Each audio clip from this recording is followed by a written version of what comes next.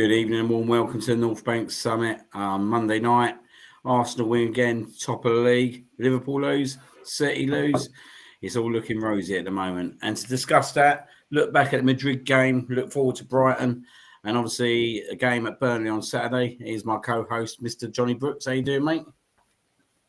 Yeah, all good, thank you. Yeah, my week's been a bit like waiting for a bus, really. I waited ages to go and see the Arsenal this year, and I've had 2 in a week. So, very good at the last week off. 2 nice wins. Yeah, top of the league. There's a bit of distance. Good. Good stuff. And good evening to Mr. Jonesy, who's stepping in for Andy tonight, who's away in Madrid. So good evening, Stephen. Cheers for that. Good evening, everyone. Cheers, Mum. Great to be here, mate. Same as Brooksy. I've been thrown here. I don't even know who that is, but great to be on the show with you boys. But buzzing. Great weekend all for the Arsenal, isn't it? No, it's absolutely great, and it's great to be on the show with you and Jonathan. So brilliant. No, I am in trouble. Anyway, let's go into the chat. Good evening to Andrew Mayer. Good to see you on, mate, as always. Good evening to Barwick. Good to see you on, Luke. Scroll down. Good evening to Jeff. He's in the house at the moment. Good evening, Jeff. Tarek's in the house. Good evening, mate. Good to see you on. Just keep scrolling down. See who else we got on here.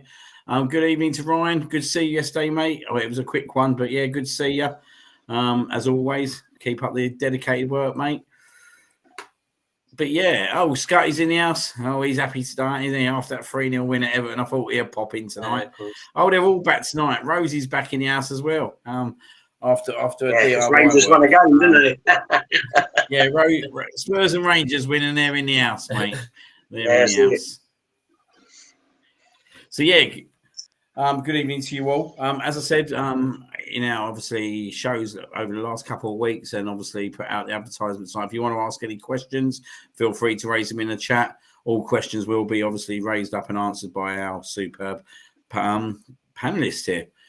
But obviously let's look back quickly to the Atletico Madrid game on last Tuesday in the Champions League. A comprehensive 4-0 victory with 4 second half goals. Just going to go over to you first, John, on this one.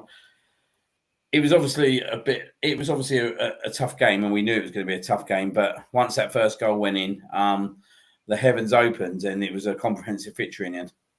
Yeah, I mean, I'm not going to lie. I haven't seen a team dismantle Atletico Madrid like that for a while.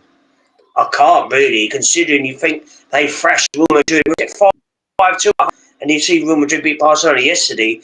That's a hell of a result. I mean, it's superb. I mean, second half they were absolutely outstanding. I mean, some of the goals and players coming in like your Luis Skelly's and your Martinelli's, just grabbing the opportunity. Brilliant run, brilliant finish.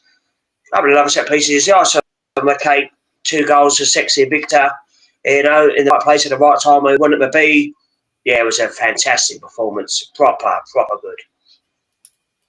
Yeah, no, it was proper good. And going over to you, Jonesy, on that performance. A statement now put out that Arsenal obviously here to compete like they did last year. Obviously, that's both the Madrid sides now. We're beating them at the Emirates 7-0 on aggregate. What's the difference that splits us up between these Spanish clubs now? Because we've been really comprehensive against, obviously, them. Real Madrid. Obviously, we went to Bilbao and won 2-0 there. Is it the squad, or is it just obviously the 11 we got that do go out? They've just got so much capability that they can go and run these games now. Yeah, I think it's a bit of both. I think our league is a hell of a lot tougher than La Liga. And that's no disrespect to the Spanish league. It is, it's either Madrid or Barcelona that are up there winning it. But it's our strength in depth, mate. We've got players now. If someone goes off, you're so confident who's coming on to fulfill the role next. Listen, it was a massive, massive statement that on Tuesday night, like Brooksy said, that they dismantled Real Madrid the weekend before that game. So they're no mugs, and I don't want to hear this bollocks. They were tired and all this rubbish. No, they still put out a team to battle, and it was a fight. That first half was it was a real fight on that pitch, and we showed we had a bit more. Next up, I want us to do exactly the same to Bayern Munich, mate. Put them to the fucking sword as well. Send old dribbler back to Germany, and that's that put a bigger statement out. We're big boys now in this competition. I'm going to say it. We are big boys. We've showed it last year. Unfortunately, got done by injuries more than anything. When you look at how PSG went through and stuff like that, and who they faced in that final, that Inter Milan shouldn't have even been in that final. The performance they put in. But yeah, no, we're here to play this year, and Arsenal at the moment, we're a machine, and literally we ain't being stopped at the moment. We're like a freight train, and everything in our way is being ploughed out of the way. And I don't care if it's 1-0 here, 1-0 there.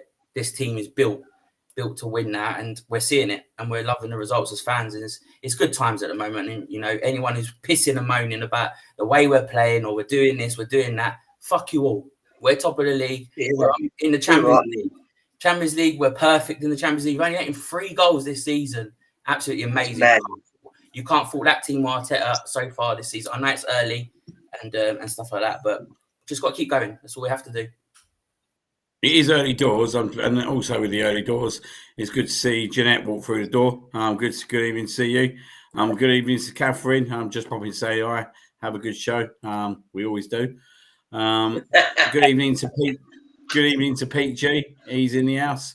Good evening, mate. And good evening to the Legend Wishes G. She's in the house as well. Mm-hmm. So good to see a lot of people on tonight. Yeah, brilliant to see. But just going to get some good points raised there, Jonesy. We'll go back over to you, John. We talk about defence. No goals conceded in Champions League so far this season. 3 goals conceded against the Premier League. 2 away from home against Liverpool and Newcastle, and 1 at home against Manchester City. So quite arguably the 3 biggest teams that we played probably in the Premier League this year. And obviously at present, no goals are conceded in the Carabao Cup either. So that's 3 goals in 13 games. It's absolutely insane, isn't it? And when we talk about insane, and I'm just going to quickly go fast forward into yesterday's game. Obviously, William Saliba goes off injured. I actually thought Mascara looked even better when he came on than what Saliba's first half performance was. And it just shows you now strength in depth, don't it? Hincapie come on and showed his strengths and capabilities in that cameo role.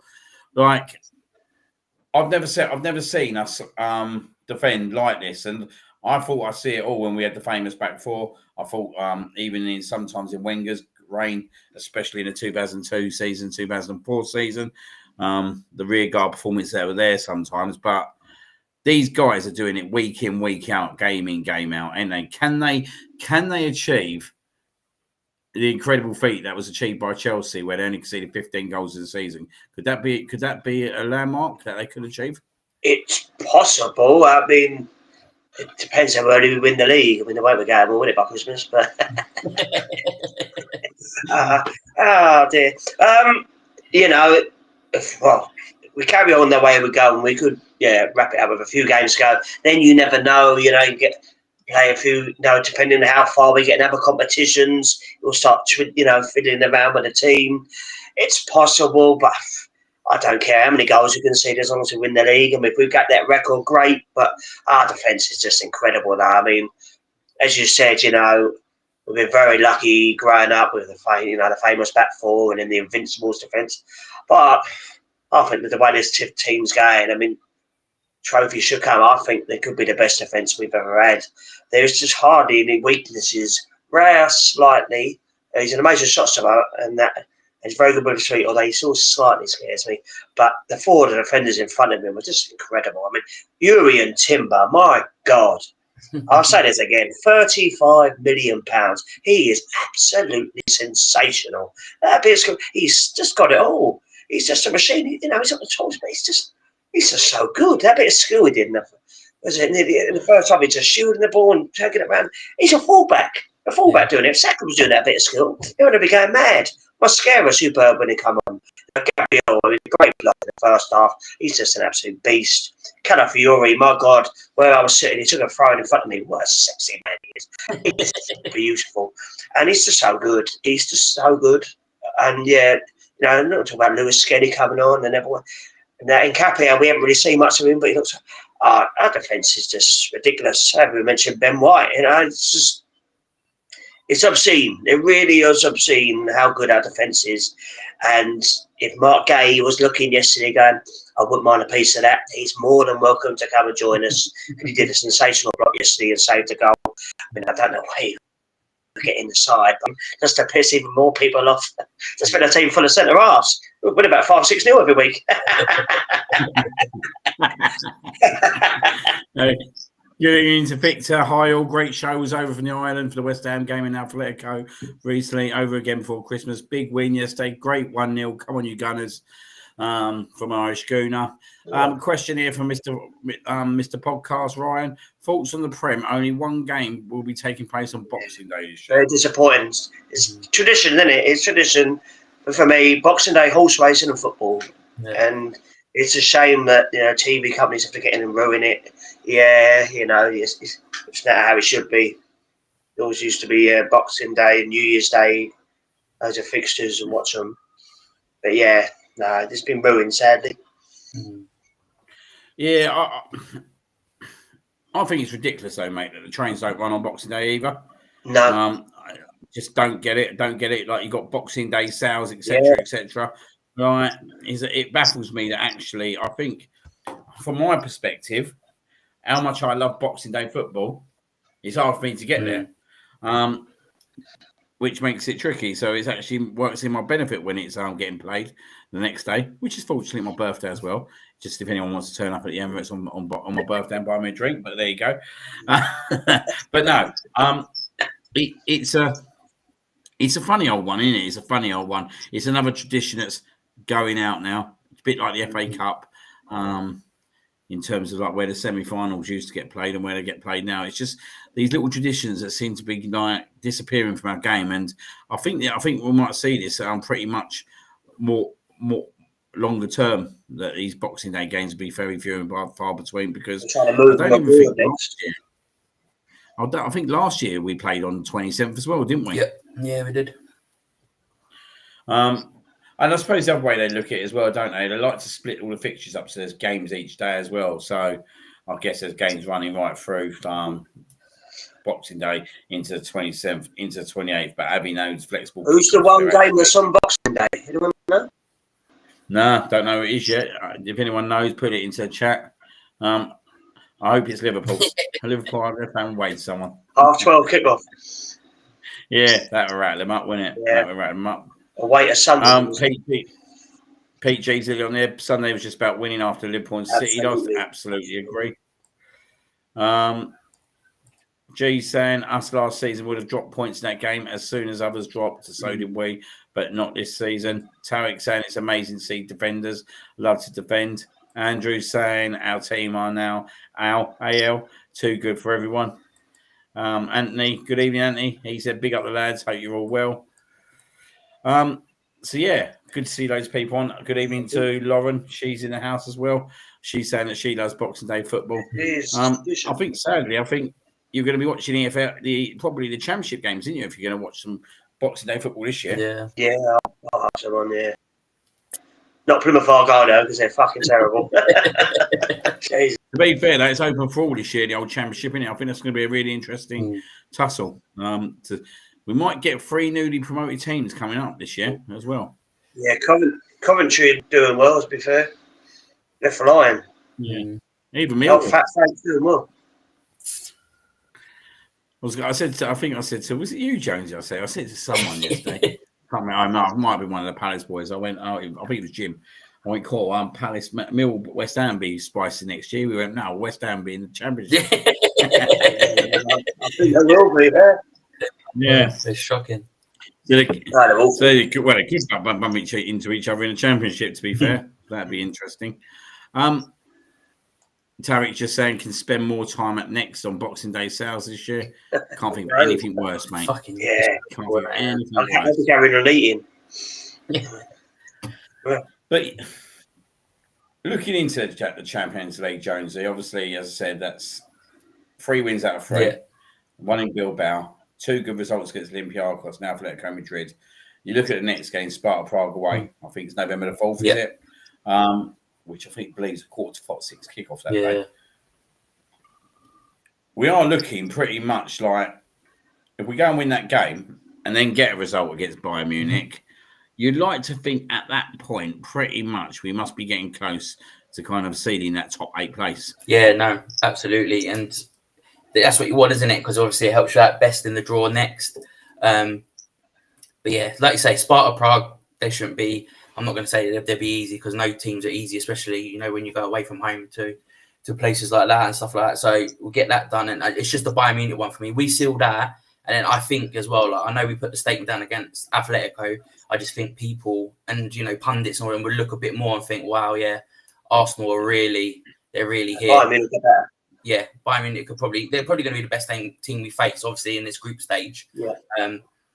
And if we could somehow dismantle them, I'll just be so happy, mate. Just for Kane, just to see that little prick dribbling all over that pitch. But I know what you're saying. It's sealing the top thing. I just think, just do what we've been doing.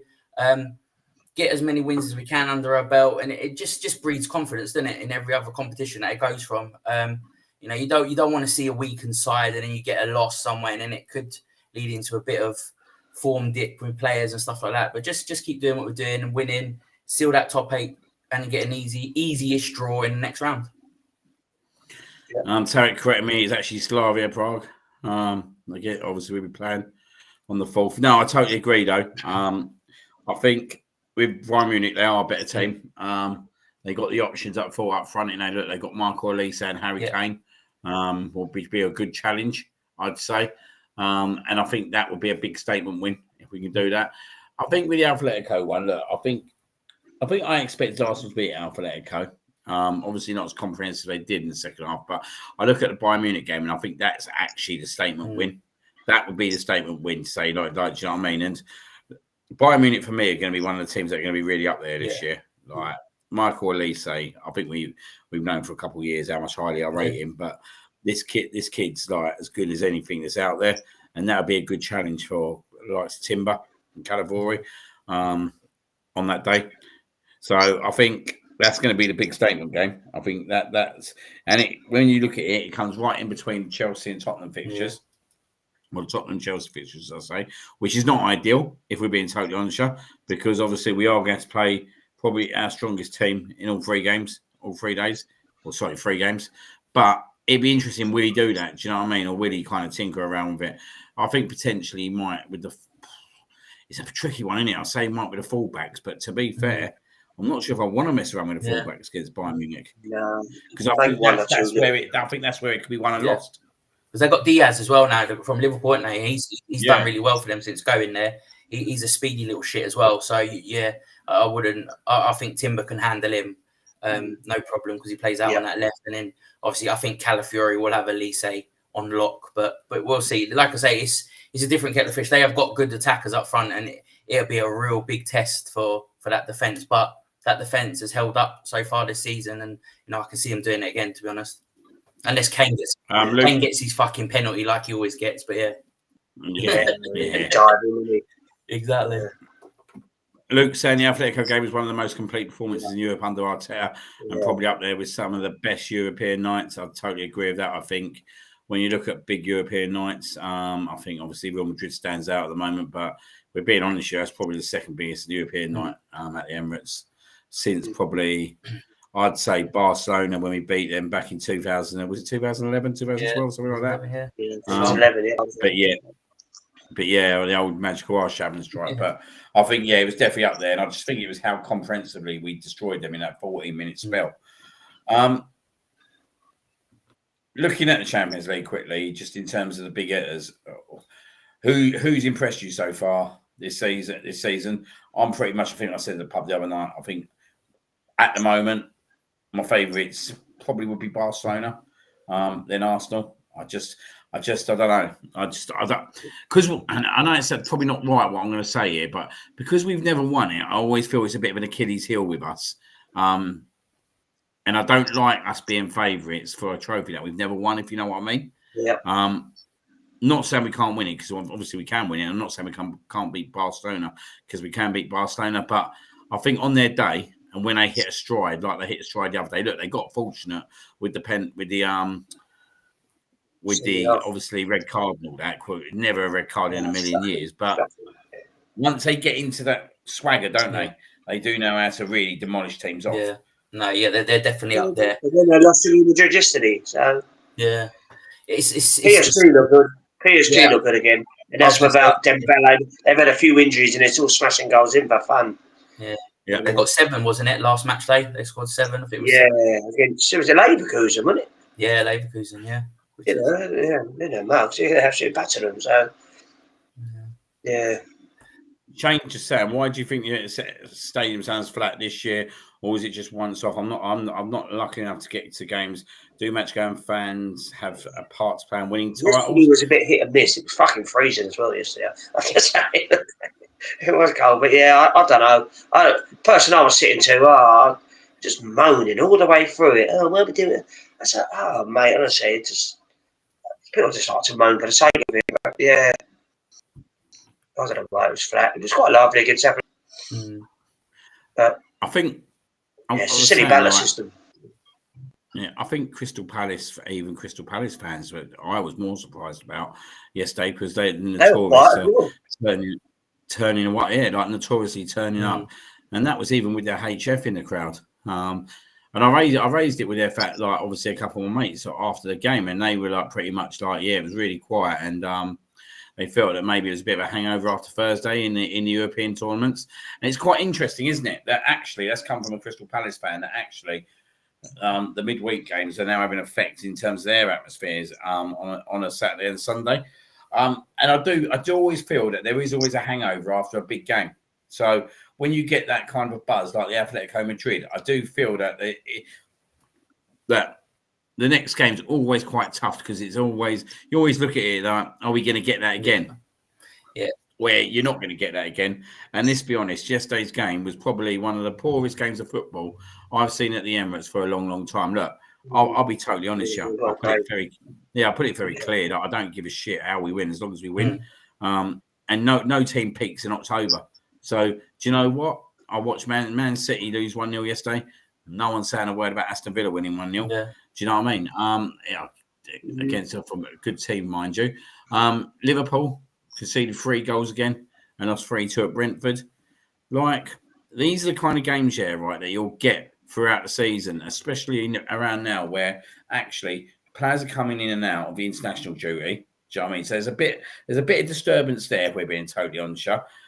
As we said, you're playing European games, you're playing Premier League games, then you're playing Carabao Cup, then you're playing back in the Premier League, then you're playing Champions League. You're playing all different kinds of variety of football.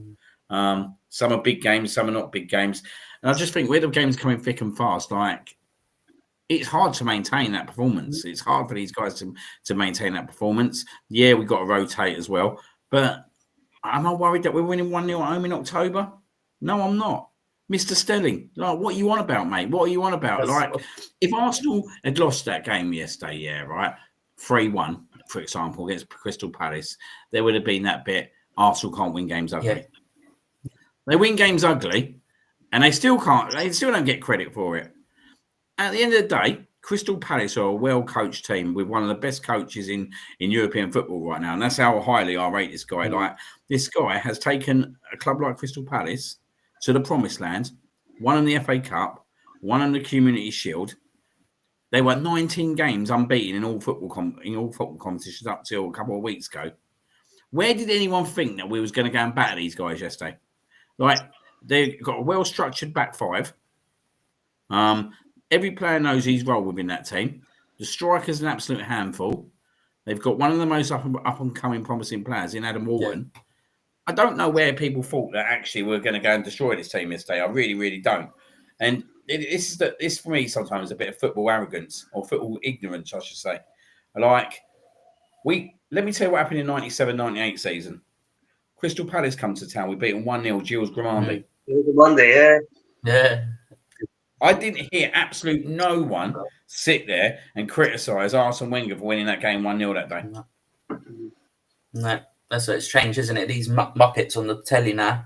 Just like I say, we could be sitting where we are, like 4th, and scored the most goals, and we'll get we'll get slated for not being tight enough in the back. We can't win. Arsenal, we've learned this by now, supporters. We can't win with the media. There's always something. No matter what we do, there is always something they're going to get on our back about. And whatever. At the end of the day, mate, what I say, at least they're fucking talking about us. Do you know what I mean? That's what I say. And we're in their fucking heads. That's what it is. Yeah, we wait till we win it. It will be unbearable. I'm going to be the worst person ever. Oh, mate, I'm already warning people at work. It's going to be Naked Monday the day after we win the league, mate. I'm going to be running around like a loon. Unbearable. But it is football ignorance, isn't it? Yeah. It really is football ignorance. And this is the world we live in now, that with the social media world and all the clicks and all that. And I was listening to Martin Keown today talk, and he was like, it's all about the terminology of what you're trying to say. Do you know what I mean? It's all about the words. Do you know what I mean? Like, you think Arsenal are thinking about how they're going to lose. No, they're thinking about how they're going to win every game. And look, we're not going to win every game comfortably. There's going to be games when we do go and destroy a team 3-4-0. Do you know what I mean? All right, it happens every season. We're going to destroy a few teams like that, and it will happen again. But at this moment of time, right, we've got a reliable team. We've got, as John said, the best defence that we probably ever had in terms of a squad defence. We've got two centre midfielders absolutely on top of their game in Subamendi and Declan Rice. And I've got to be honest with you, I thought Declan Rice covered every grade of grass again yesterday. Yes. I thought Subamendi played really well. Got a little bit sloppy at the end, to be fair, Subamendi, but I thought he had a good game. And you look at that, that's the basis and that's the structure of the team. And if you keep that fit and you keep Saka fit, I don't see how we don't win the league this year. I don't see how many teams can really overcome us this year, if I'm being totally honest, in the Premier League. And I look at the rest of the teams. I see Chelsea lose to Sunderland. All right, Gary, how you doing, mate? Just seeing you come on. Bonjour. Funny enough. How weird's that? You come on, I meant Chelsea. But I watched Chelsea lose to Sunderland. I look at Man City losing to Aston Villa, and I look at Brentford beating Liverpool. And if I'm going to be totally honest with you, all them three results, they're bad results for them teams. They're bad results. And I'll tell you why, right? Because actually, you shouldn't be winning a title going losing to Brentford. No disrespect for Brentford, but you shouldn't be doing it. You 100% should be doing it against Sunderland if you're Chelsea. And Aston Villa played really well, but they're not the same Aston Villa of the last 2 years. Do you know what I mean? They've started to pick up again with some results, but it's a bad weekend for the three clubs that I actually thought, right, were going to be our competition this year. I really thought, right, Chelsea after winning the gold coin, I thought that they might. I thought they might put up a bit of a fight, but they haven't. If I'm being totally honest, and they still renowned to losing stupid games, and that they seem to be a bit vulnerable at the bridge. If I'm being totally honest, I look at Man City, and if Haaland don't score, Man City are not going to rack up 90 points this year. It ain't going to happen because there's games where Haaland goes totally missing because he can't get in the game. And then you look at Liverpool, you just think, well, there's big problems there at the moment. Like, to the point where the manager who won them the league, they're talking about getting rid of him. This is the fan base at the moment, talking about getting rid of him. And you can't blame them, to be honest, in a lot of ways, because Arne Slot is his own worst enemy at the moment. He's his absolute own worst enemy. Like, he's just got into an absolute mode where it's everyone else's fault apart from himself. And I think if you look at it, it's all Liverpool's fault, if we're being totally honest. They're the one who got the checkbook out. They're the one that gone and recruited the players. But they didn't replace Trent Arnold. Like, I don't think Conor Bradley is as good as they thought Conor Bradley was going to be, whatsoever. You look at the striker situation there. That's fair enough, but I know obviously what happened in the summer was a tragic thing, and they probably didn't expect they'll need to go and buy two strikers. But I think what they've done is right. They would have been better off buying a striker and someone else who'd been probably more than happy just to sit around the bench. But what they've gone and done, they bought two strikers. One's going to be pissed off, and that brings discontent. And then obviously works. I don't really know what to say about him at the moment. There's just no performance in there whatsoever in the Premier League. So it's obvious that he's going to take time to adapt. So when I look at them three results on Saturday, and I look at them three clubs that were going to be the clubs that were going to challenge, I sit there and think, are they really, really going to put on a big, consistent run this year? I'm not really sure they are, mate. Like, Liverpool have lost some stupid games, like Manchester United at home. They've lost Brentford. They're now below Man United in the league. Yeah. They've lost Brentford away. They've lost Manchester United. Now, the team who wins the Premier League They're already 6 points down, and they're not even tough games. No. They're not even like the toughest of games. Let's be honest at the moment. No disrespect to United, but they're not the toughest of games. They got to go to Man City in 2 weeks' time. One of them clubs are dropping points, if not both. Look forward to that. Yeah. If Arsenal do win the next 2 games, potentially they could be up to 9-10 points ahead of Liverpool. Yeah. And it's not, and you just there could be those points like in front of them before they even kick off. Yeah. So that'd be a big deficit to catch up on. That will be a big deficit to catch up on if that happens. So I think it's really important that we see out these last 2 games. I think Sunderland's going to be a tricky game, mate. I think they're going to be well up for it. You know, Granit Xhaka's going to rally the boys. It's going to be a big game for him. I think that's going to be the game, right? Actually, at the moment, we need to go into international break on a high, don't we? Are you confident, John, that we can see out them 2 games? Yep. I mean, I'm worried, obviously, because Burnley away, 3 o'clock kickoff on Saturday. So, it'll be cold, windy. It's a shithole.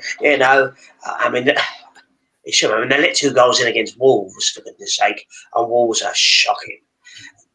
I mean, fair play. Burnley can get a goal against us. That's sounding too bigger than arrogant, but you'd like to think our defence will shut them out. Yeah, and I think we'll get 1 or 2 goals. Yeah, I think like I said, Sunderland's one away, R5, 40,000 pissed up Mackhams, Granit Xhaka mode. Whoever scored gets sent off. Get a bit excited, but I think these players got something about them at the moment. They're so up for it. They know everyone knows what they're doing. There's so many leaders all over the pitch. Yeah, I mean, there's possibility we can have a Madueke and maybe Havertz back for the Sunderland game possible. I don't think they're too far away. It's just whether we get any more injuries. Obviously, I know Saka was ill.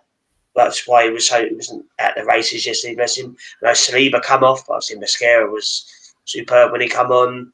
I know they said Martinelli had a slight knock, Rice. So he's just got to be careful this week. Play where he needs to play against Brighton. And leave 1 or 2 of them out of Burnley if need be. And he can do the same in Prague. And Sunderland's a one. I mean, we shouldn't underestimate Burnley, but we should have more than enough. I mean, Liverpool scraped past them, but that's Liverpool. But we've normally done a right up Burnley the last few years. Like I said, I'll take another 1-0 win if need be. Like I said, it's all about getting 3 points. Obviously, we want to win 3-4-0, but just get the win. We take 2 1-0 wins all day long, wouldn't we? Absolutely. Too right. Yeah, I think. Look, I totally think like if you go into international break and you have beat Sunderland, then that at the moment will be a good a top result because the way they're performing. Look, they're performing way out their means at the moment. They got 17 points already. Yeah, they're probably looking at. We're being totally honest here. I reckon they'll probably need about 36, 38 points this year, tops. They might not need that much. The state of Wolves and West Ham. I can't see them getting that many points. Well, I don't think I'm not sure I can see Burnley getting that. And when you look at the West Ham and Wolves, you're thinking that's 2 big sides out of there. And you're not even discussed. You're talking about 2 Premier League clubs who've not been promoted. And actually, you're looking at Burnley potentially, and you think actually 36, 38 points could be quite optimistic. So you look at Sunderland, you think actually they're halfway there already. Look, they've recruited really well, and as we know that the stadium does hold 52,000, they will get that stadium pumping that night. Not a night fixture under their lights. I think that's a good challenge for us. I think that's going to be a really, really good challenge, and we just need to see how we kind of react and deal with that because there'll be different scenarios, won't there? Like when we went to Newcastle, we'll look at that was a scenario that obviously we overcome. We look at I look at these home fixtures we've had at the moment. Look, we should be beating West Ham at home. Yeah, we should be beating Crystal Palace at home. These are not games that we shouldn't be not winning at the moment whatsoever. We should be winning them games. But we need to deliver that. Do you know what I mean? And I think obviously Saturday, I think we'll have too much for Burnley. I think you look at our team, you look at the talent that's on the pitch. I think we're better suited away from home, if I'm being totally honest. But The only problem now is away from home. We're sitting up against low blocks away from home as well. Teams that are not wanting to come out us whatsoever, which makes it a little bit more tougher because they know we got the likes of Saka, that we know who's coming back into form now. We've got Eze who's coming. Obviously, I thought he had a poor game yesterday, if I'm being frankly honest. I weren't really impressed up to the goal with how his contribution was in that game because I think he gets the ball away about 3-4 times. Yeah, I think so. But he put the ball in the back of the net. He won the game, and I think these players, games will open up just a little bit more away from home. So I think there's more chance away from home in terms of us getting convincing performances than we do at home. Do you know what I mean? But just go with you, Jonesy. We're first in the league for set piece goals, but 17th for open play goals. What's your thoughts on that? I don't give a shit. As long as we're winning these games. I mean, when were set pieces not allowed? Was it a thing? Yeah. They've been in the game since it was invented, haven't they? Corners and free kicks and everything. So why is it a thing now? Just because we're utilising something we're good at? It's like you know, if you're good at your job, Brooksy, and someone says to you, you shouldn't be so good at your job. It's like, well, that's what I'm paid to do. Do you know what I mean? I've worked unbelievable my job. But I think BBC put out the table, didn't they, where we'd be without set piece goals, and the narrative is just ridiculous at the moment. I loved, 2 1-0 wins against Sunderland and Burnley, both set pieces. That'll set the fucking world on fire, wouldn't it? But no, I'm all for it. I love a set piece goal. I love to see defenders scoring more than anything, to be honest, especially Gabriel. But you have to train and you have to practice to do these set pieces. It's not like you just fling a ball into the box and hopefully you get a head on it. They're there. You can see Nicholas Jova comes out onto the technical line. They are practice. I wonder how long they spend on it, to be honest, at training. But if anybody practices and they're using it, like the long throws and stuff like that, whatever is in the game, let's use it. If it's winning us games and scoring us goals, I'm all for it. No one moaned about. No one moaned about. Deliveries by Declan Rice. Yeah, world class by Declan Rice. That's world class, time after time after time. To keep whacking that in and Saka, it's incredible. But it's like no one moaned at Man United for beating Liverpool with a set piece goal. It's just the narrative against Arsenal. But who cares? You know what I mean? Too right. Plus, Morgan just said for me, it's the fact that we hold possession and defend very well, but the end product is so lacking. I dare say we miss Odegaard. Don't forget, we miss Odegaard. Eze is an Odegaard. I don't care what people say. And if he comes back in, because he was hitting full Odegaard before he got injured again, bless him. But that's what we missed out yesterday. You see him driving the ball forward. That's what we do. I mean, Eze's trying. I don't really know Eze's best position yet, bless him. But we're still missing players. Matt Wakey as well. And he's been a revelation. If he comes on and hits the ground running again, he'll be running up and down. As good as Trossard has been, and I have to say, second half, I thought Trossard was superb yesterday. I thought he was so skillful, rude, intelligent, and I thought he did very well. But obviously, Madueke offers raw pace. And I think Odegaard and him back, I think we will get further up the pitch. But I don't care. But it made me laugh. They all come back and we'll still win 1-0. And they'll still moan. Good evening, BX Gunner. He's saying if Arteta was given time after an FA Cup, I think Slot should be given time after delivering a league. I think Slot will be given enough time, to be fair. I don't think there's any capability they can get rid of Slot whatsoever at the moment, if I'm being totally honest. But surprising how the fan base can kind of change on that one, isn't it? Because there's a lot of just a funny bunch. A lot of talk about Klopp again now. But that I guess this is the problem that actually he's got, isn't he, Slot? That it was Klopp's team. He took it on. But to be fair, he took it on and won the league. But now he's buying his own players. I guess he's got to implement his own kind of style. But I think he is going to need to be given time. I do kind of get when they talk about Liverpool that actually they say about this kind of new season that actually they're going to have to. It's a bit of a teething period, and I do kind of get it because actually he is trying to change the style. But at the same time, I just think the results that he is losing, you would have never imagined it whatsoever, would you? At the start of the season. So I think it's going to be a learning one for Slot this year. As I said in the previous show, I think that they're big players like your Salahs and your Van Dijks. I think they'll look at the Champions League this year. I think their eyes will go off the Premier League at some point very soon. They lose a couple more games, and then they don't think they're going to be in the running. They'll very much change their scope. These guys will want to win the Champions League because they're aging. It's probably one more opportunity, isn't it? Jones, yeah, that's what you think. They always say like sometimes you take your eye off the ball when you've won it and stuff like that. But yeah, if I look at it now, Van Dijk and Salah will probably want one more Champions League under their belts with Liverpool. And yeah, I kind of agree with her. They looked all right in the Champions League. It looked like they were a lot more focused and they just seemed like they were on it a bit more than I've seen them in the Premier League this season. But just going to Slot, mate. Slot, I don't know what it is. It must be a Dutch thing because we saw it with Van Gaal. We saw it with Ten Hag. We've seen it now with Slot. Dutch managers just seem to lose their heads and want to blame everyone else. He'll probably be talking about set pieces and that still in the next few weeks about it and stuff like that. But yeah, no, I don't know. There was a video circulating. I don't know how true it is of Van Dijk and Slot having an argument. Someone secretly filmed it. I don't know. If there's anything to read, and I don't know if that's true or whatever. I saw it just before we come on, so don't quote me on that. But I don't know. I think in Salah as well, he removed all Liverpool stuff. There is something going on in that dressing room. I don't think Salah. Someone made, I can't remember what it was. Someone made comments and he proper bit about something. I can't remember what it was, but yeah. Yeah, so just one to keep an eye. I don't think the squad is as harmonious as the Gunners at the moment. Well, Salah did fall out of Klopp in that last season. So there's history there with Salah and falling out of kind of managers. That wouldn't surprise me. And it's been Paul. Controversial one by Mr. Morgan. Question marks over Eze and Gilchrist for me at the moment. I think it's harsh on Eze. I think it's harsh on Gilchrist as well. It's harsh on both, to be quite frank. Yeah. I'm not really sure. I feel sorry for Gilchrist a bit because obviously when I see him live, he is very isolated.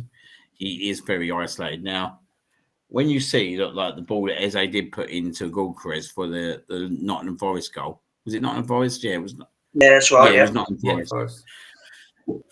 He shows what ability they have got, and when he's given the ball in the right areas, what he can do. I just don't think he's getting the. I just don't think he's getting the balls. Now it is very hard. Like these teams are so low blocked. Like I'll be honest, I tell you, I was really impressed with yesterday was that the centre back Crystal Palace.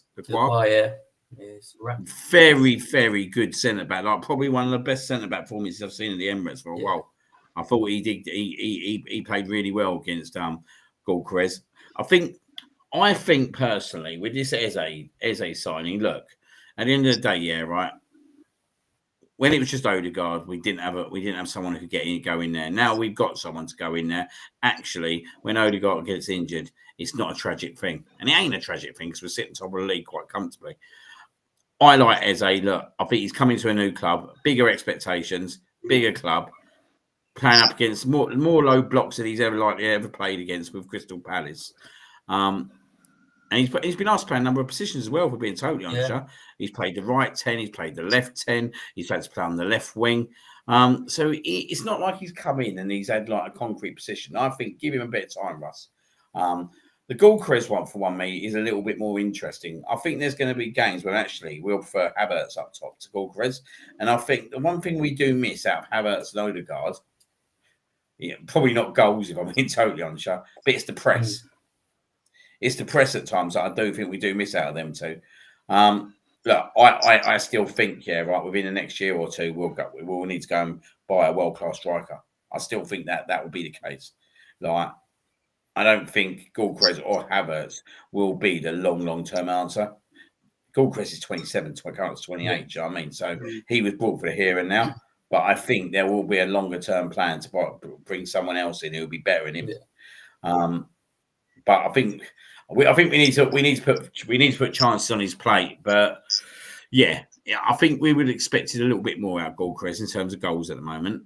If we're all being honest with you, it's a hard one though, isn't it? I'd rather, if you said to me, would you rather Gilchrist score 10, 11 goals now, and you sit second or third in the league, or would you rather he scored 3 or 4 and you're sitting top by 4 or 5 points? I think I'd rather the latter, but he does need to start scoring big time. he does need to start scoring. He needs to get a run of games where he's scoring in the Premier League, and that needs to kind of trigger in. There's big games after the international break. It's not getting twisted. Like for me, that's the big moment for Arsenal Football Club. When we go to Tottenham at home, look, we've seen their away record, mate. They're gonna come to the Emirates quite confident. So that's going to be an absolute barnstormer of a game. Arsenal Tottenham this year. Ever the fucking shit. Chelsea away. Do you know what I mean? We've got a good record at the Bridge. I don't think we lost 2019, but you got to go out. You got to go to the Bridge and do it still. Do you know what I mean? The Bayern Munich game stuck in between them two games, and then you've got Aston Villa away and Brentford at home as well in that period. So that'll be the telling point. That'll be the telling point. And I think the most important thing is at the moment is to try and get players back into the squad for that point. So actually you can rotate the team a little bit, but also keep them fresh for these big games, because for me, that piece there will tell me if we're going to comfortably win this league this year, or it's going to be a struggle. And it doesn't need to be a struggle this year. It doesn't need to be, because I look at the teams and I think I don't think there's 90 points in Man City or Liverpool this year. Do you know what I mean? I'm looking at I'm probably looking at mid 80s, and that's downwards. Do you know what I mean? So if we can remain consistent like we are now, then it's the time. We have to deliver. We have to deliver. There's no excuses now. I've said it before. There is no excuses. The squad's there. They have to go and do it this year. They have to go to final furlong. Do you know what I mean? I don't care how we win it now, mate. Like, obviously, I want us to win games 3-4. I want to be entertained. But I don't care if I'm a Stoke FC, to be honest with you, Gav. I don't care if we're winning, mate. I don't care. But do you know what I mean? Jose Mourinho took a lot of shit back in the Chelsea days when he was winning leagues. And let's be honest, right? They weren't as bad as people made out to be. They had people like Joe Cole, Arjen Robben, do you know what I mean, in that team at the time, Lampard, and they were getting tainted. Did old Mourinho give a shit? No, he probably loved it, right? Because you know what, right? He's probably going into that dressing room every day going, they're right against you. Build that fucking us against the world. I think that's what Arteta's probably doing now, going, look, it's us against the world. Just do it. But it's about these moments. And I'll tell you one thing yesterday, and I'm bad for it. There is that anxiety in that stadium. Oh, that last 10 minutes, it was horrible. I was pacing around. It was, people were leaving. But I was like, why are you going? But yeah, that is the other thing. People were getting proper twitchy, and there was freedom onto the pitch. You could tell, like you said, Zubamendi, people were like slicing up in the air and kicking it. It's just like, calm down. Ray was booting the ball out the ground. It's like, yeah, you just wonder. Obviously, we keep going the way we're going next year. It gets closer and closer. Everyone's so desperate to win it, and everyone's just going to have a heart attack, I think. That's the other thing we need to overcome. And I said it on the show the other day. I was in a pub or something, but I said the best way to overcome this right, is to go out and win the Carabao Cup. Yeah. It's honestly, it'll be the best way to overcome it, right? By winning a trophy early. By winning a trophy early, right? Put some confidence in the team and go, do you know what? We've delivered one cup. We can do it. Do you know what I mean? And it might put the fans at ease, but there is an anxiety in that stadium. There is an anxiety in that stadium. And that's been years of being let down, years of failure. Do you know what I mean? Years of getting close, but not getting over the line. And it does sit there. And it is the elephant in the room at the moment. It is there to stay at the moment. And it needs us to win games comfortably, basically. Like these 1-0, right? Like yesterday. You're just sitting there thinking, it can't happen, can it? It can't happen. Should have scored the game early in the second half when he hit the bar and it cut the shot. Well, more to the point, what was Martinelli and Gallcrest doing? Like Martinelli had an option in the 94th minute to run to the corner flag, decided not to. The Gallcrest one was inexcusable in my eyes. Like, I don't care if you ain't scored and you're looking for a goal, right? You're in the 95th minute of the game, you've got no one up with you, run to the corner flag. He ran towards goal and lost the ball and put pressure pressure back on ourselves. They're the things that Arteta needs to get back into the training room, whether he does it in the video room and shows him it, or whether he does it on the training pitch. You need to be tactically aware when you go in these moments, because I always remember a West Ham game that Antonio done that. I think it was against Crystal Palace, and he tried to run towards goal instead of going to the corner flag, and they got the goal, balled back down the other end in the 97th minute and scored. Look, famous John Barnes, mate, 89. Yeah. He should have run to the corner flag. Yeah, exactly. Look what happened now. If he runs to the corner flag, that game at Anfield never exists. Never exists whatsoever. It's moments like that. Do you know what I mean? And they're the things that we need to do better. Pardon? God bless John Barnes. Good man. I thought I'd dig it out, though. Luke Barwick saying, obviously, strongest squad we've ever had. Mm-hmm. Yeah. I can't disagree there. BX going saying Fifi D and Salah would be prime real estate in Serie A. But they're still big players. They're absolutely big players. Like the goal Salah scored the other night. Yeah, lovely finish. That's the first thing he's done all season. Yeah. But he's got that in his locker, isn't he? Yeah. I do think sometimes with Salah, he's going AFCON, don't forget. We forget about AFCON. And Christmas time, he's going to the Cup of Nations, isn't he? Yeah. Yeah. That's good news. Sparks is in the house. Good evening, mate. Remember when obviously Henrik said, I couldn't stop mentioning Arsenal? Yeah, that definitely lost him his job in the end of the day. Yeah. Yep, got Barwick Gooner saying the same thing about Lacroix. He had him on lock. He will go for big money somewhere as well. I tell you what, right, they've got some players. When you think about the players they've had in that club over the last few years, like your Michael Elise's, your Eze's, this guy, Guayi, Adam Walton, they've had some good players. Their recruitment's unbelievable, really. BX guys saying Gilchrist never gives up and has a warrior's attitude. He does put a shift in. He just needs some more goals, but he doesn't go hiding. Andrew Matt saying Hughes also a tough tackling player. Put it about for Palace. He's a good option for them off the bench, weren't he? Just scrolling down. Jeanette saying this definitely has to be our year. I totally agree. Absolutely. BX going to saying 3 points is all that matters. That is literally what it is now. It's literally that's the way we got to do it. Notching up the wins. It doesn't matter how beautiful we do it. That's it. As you said earlier, Liam, we will batter a few teams, but at the moment, just keep doing what we're doing and let everyone else try and catch up. An interesting one there, Berta in this window where the missing pieces we lacked.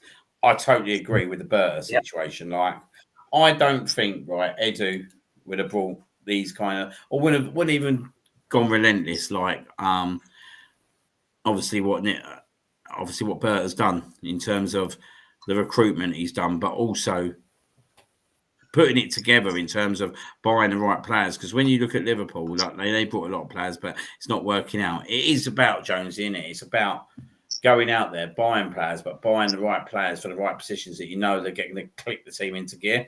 Because when you buy more than 4 to 5 players, it can have the other effect, can't it? Yeah, no, absolutely. And this is why I'm glad he took his time, you know, and there was some of this fan base saying that he's not doing enough and he's not, you know, get his book out and get buying. And now it's all like Berta's like, you know what I mean? Like he's now the second coming of Jesus. It's like he needed the time. He needed to see what the squad needed. Plus, like you say, mate, it's the right sort of character in that dressing room as well. You don't want to bring in a bad egg that could disrupt the dressing room.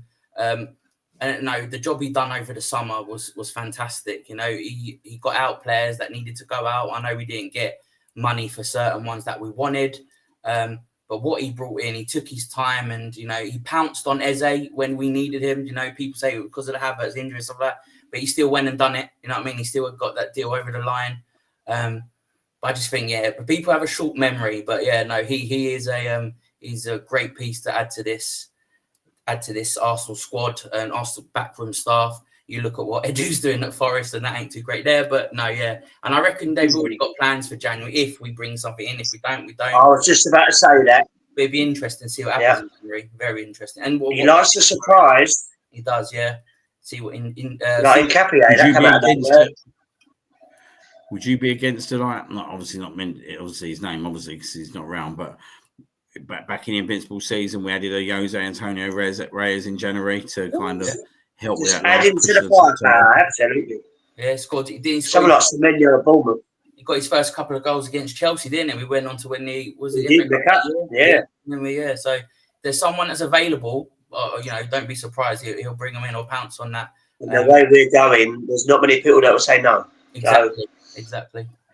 I'm still very much in the camp that I still think Gabriel Jesus has got something to offer. Yeah.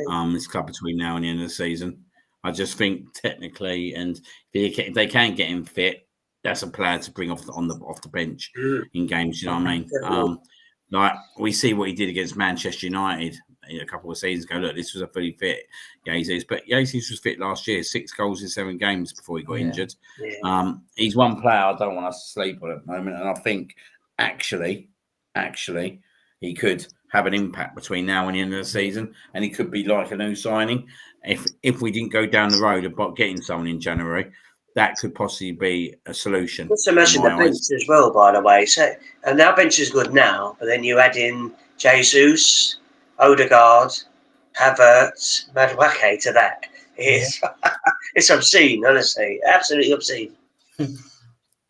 Old Andrew, you having a joke? Don't tell old Russ that one. Ivan Toney in January. There you go, Chelsea. I can imagine it.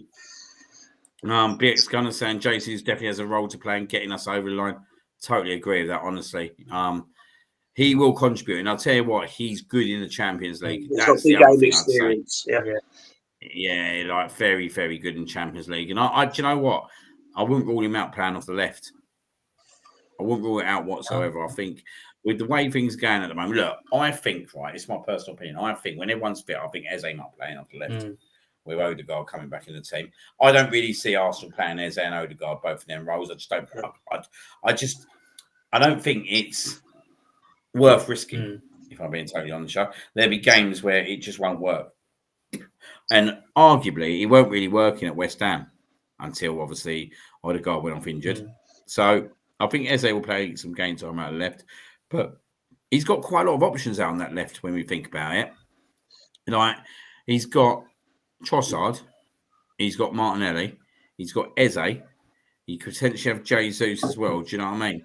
And then he's like, do you know what I mean? And we're talking about Madueke as well. So we're talking about 5 players there that potentially could go on that left hand side.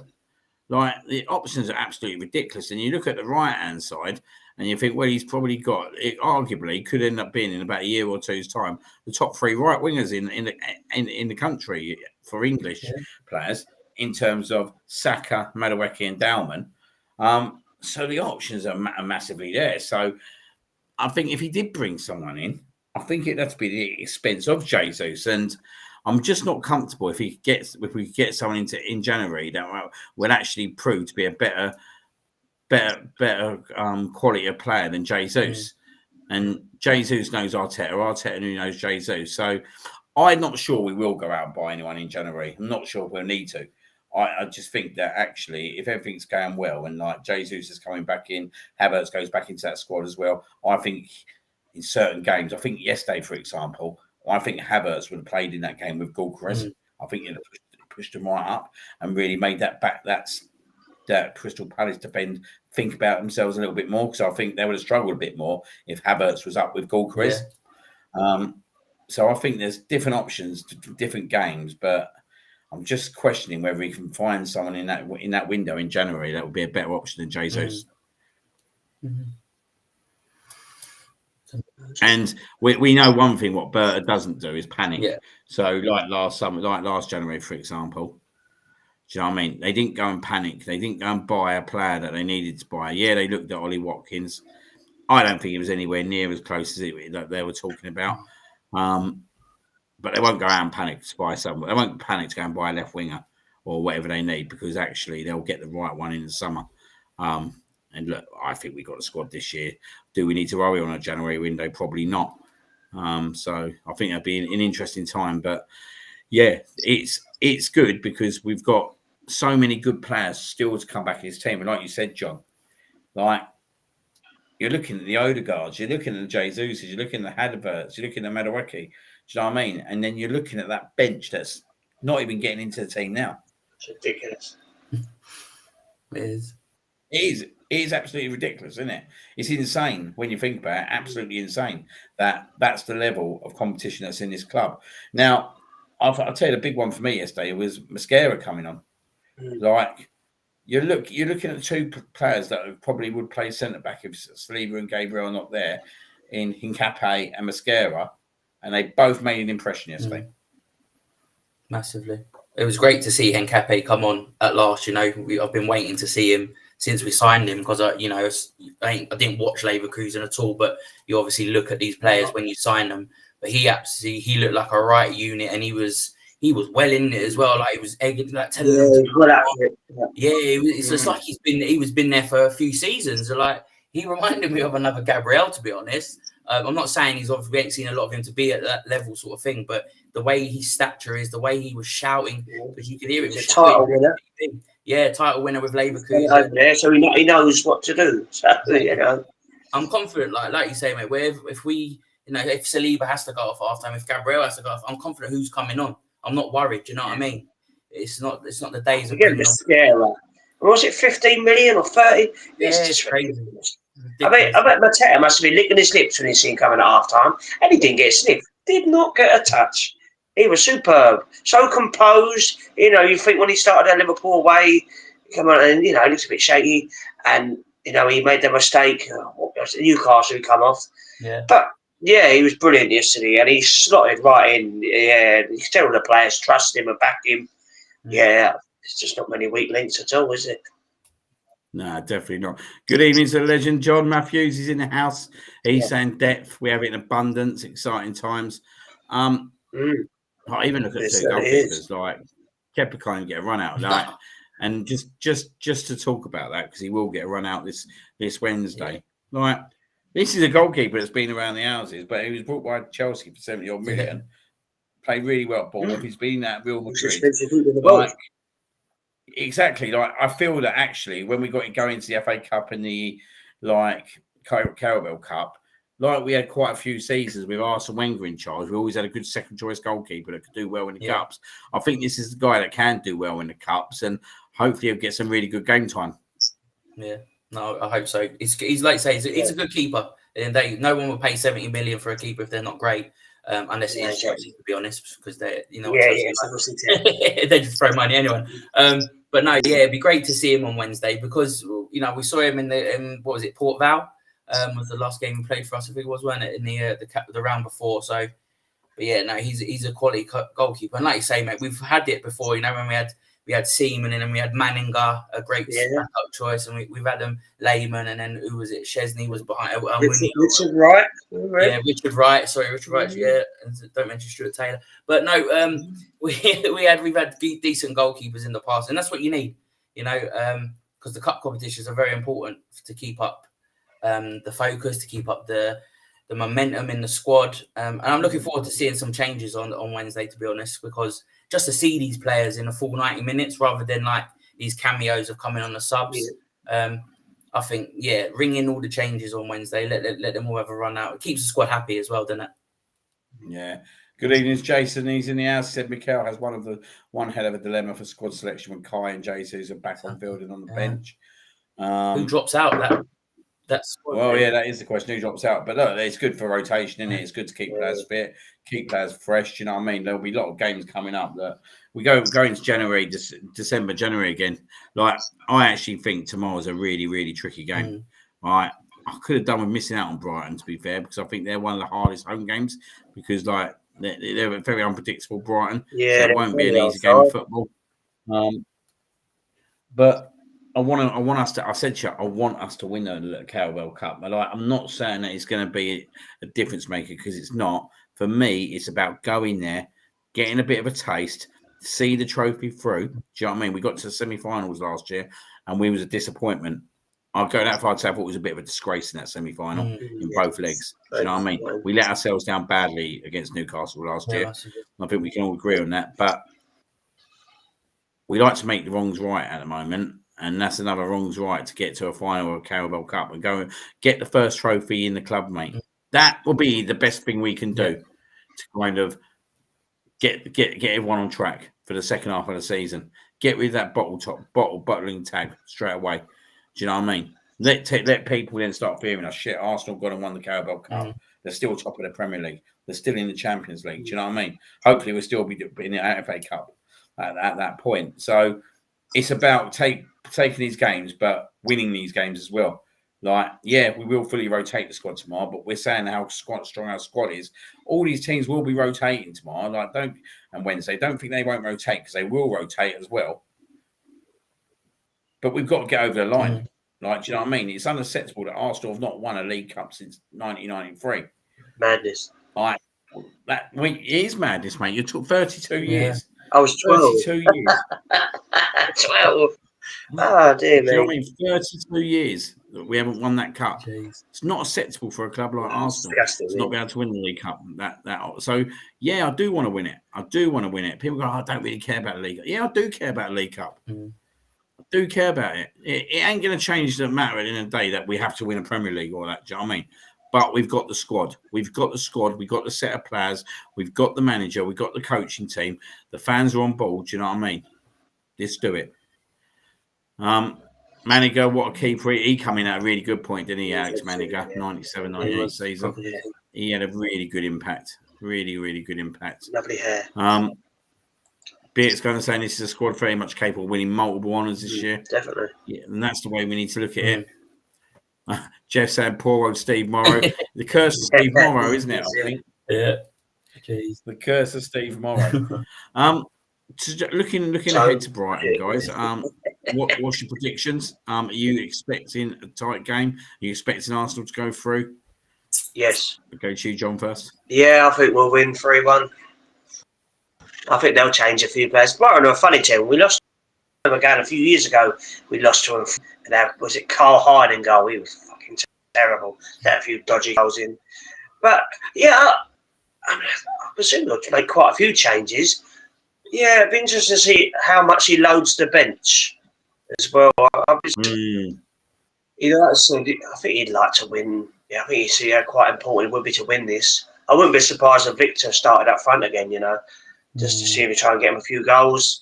Possibly, I don't know. Well, I don't know who else will play up front either. I mean, Marino possibly, but I imagine Marino will come in.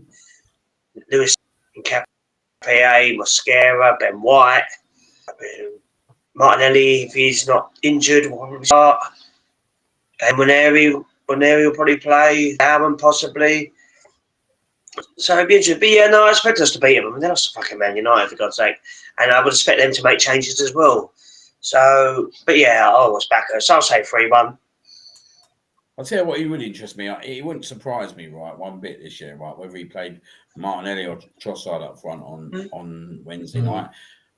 Because I think Gulchrist, even though I agree with you, like Mikel Marino would be ideal as part there, but Declan Rice obviously come off the pitch on Sunday, so you'd likely to think that forgot about him. Norgard on the play. Well, I think we'll probably see Norgard, Waneri, and Marino in centre midfield, and then obviously I think you look at the front three, and it's really hard to predict. I'm hoping Dalman will be given an opportunity out there on Wednesday, mate, and then it could be that he plays Eze on the left. He could play Martinelli or Trossard up front. Could see that happening big time. If I'm being totally honest, could see Eze get more minutes. I think he will rest Gulchrist. I think Gulchrist needs a bit of a rest. And look, he's played a lot of international football as well. Let's not forget that. He's played a lot of minutes. I think even though it's quite important for him to score, I think it's one of these games that actually you don't want him to go play against Brighton and get them pick up something. Do you know what I mean? So I've got a feeling we might see either Trossard or Martinelli up top, if I'm being totally honest. Which I'm not against whatsoever. I don't think he'll play Eze in one area as a centre midfield. Do you know what I mean? Definitely. With Norgard sitting behind, because I think that's expecting too much of Norgard. So I think Mourinho and Norgard definitely start in that midfield.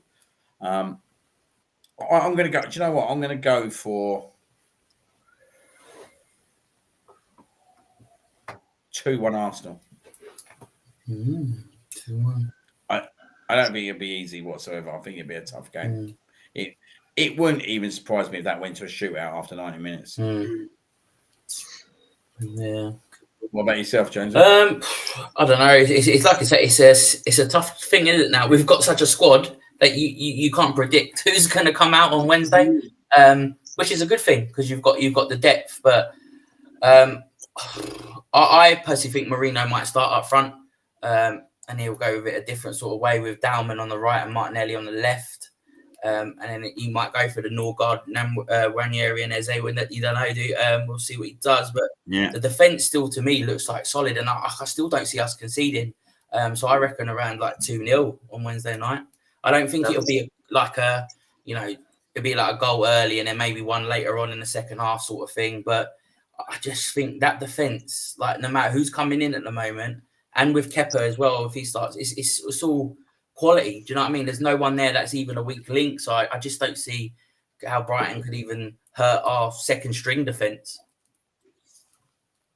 No, I think you're bang on. I think the ideal situation would be like Eze and Ranieri playing their kick top positions. Do you know what I mean? And if that does happen, then Mikel Marino starting up front could be a potential. I just wonder if he'll let Norgard do that with the amount of minutes. But interesting views there and interesting to see. Then going ahead to Saturday, obviously for Saturday, we've got a question here for you guys. How much would England's World Cup chances increase if Arsenal win the league? I can see it as an advantage with a good English core. Well, they'll be going to the World Cup buzzing, wouldn't they? If we won everything, Saka, Rice will be, and Eze will be absolutely, and Lewis Kelly will be, I think we saw it a bit with the Arsenal women winning the Champions League, and the girls who went with the Lionesses. They brought that a little bit extra. I know Russo didn't get as many goals, but she was vital in the hold-up play and stuff like that. Chloe Kelly, obviously, we know what Chloe Kelly did. And that was coming off the back of a Champions League win. So can you imagine if the boys come off of a Premier League and maybe some other cups wins as well? World Cup, it'd be absolutely, they'll be absolutely buzzing and ready to take on the world, which they will be in America. Isn't that Saka winning 4 trophies and then winning the World Cup for England? Imagine that, jeez. He's going to retire, wouldn't he? He still won't be classed as world class though by some dickheads, but yeah. Nah.